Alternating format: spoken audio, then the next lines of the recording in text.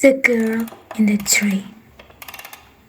For many years, I saw silence from the trees as I placed my wished thirst and passions on them. I was always watering them with the most sacred water, sainted water, which I barely tasted. I looked at other kids. Instead of doing what I did, they were given gold and gums and glory and water, more sainted water, even milk and sweets and fruits. What was I doing wrong? Why did I always give and never take? The other kids were just fine, only by being there, sheltering under their respective trees, and sleeping peacefully. What was I doing wrong?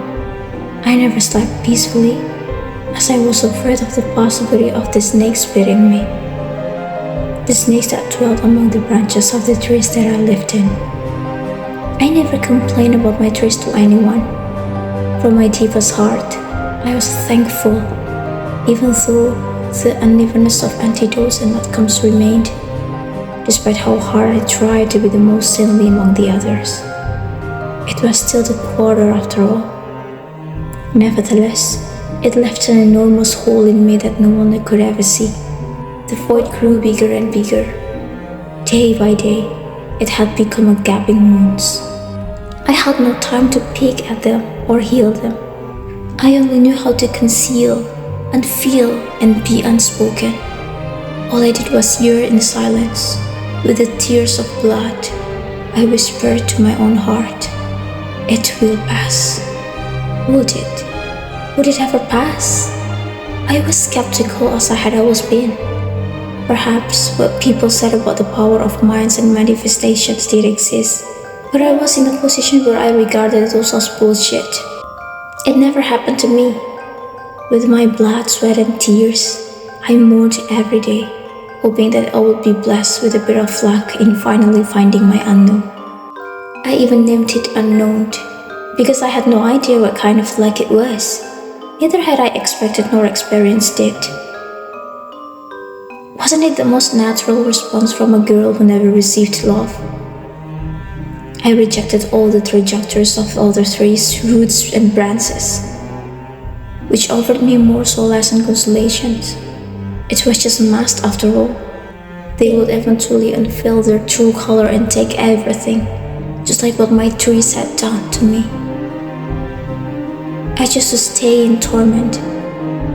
Silently, I cursed myself in awe.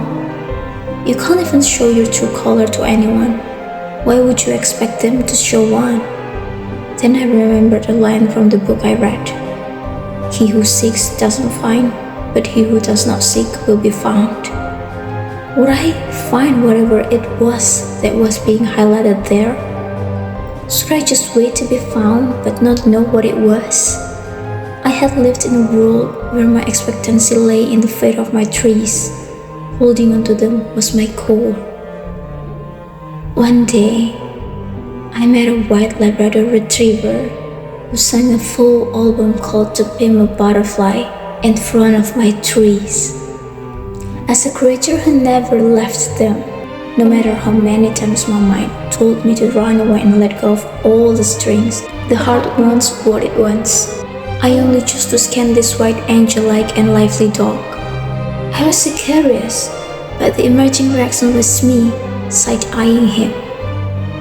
To be honest, this white Labrador retriever captivating my heart when he was about to disappear from my sight. I named this move as intending to avoid my bitter heart, life, and fate, or even face. My calculation was wrong, nonetheless. He ran towards me and leaned on me as if he wanted to express his gratitude for my existence. That day, I realized that the Labrador had a fresh cut wound on his paw.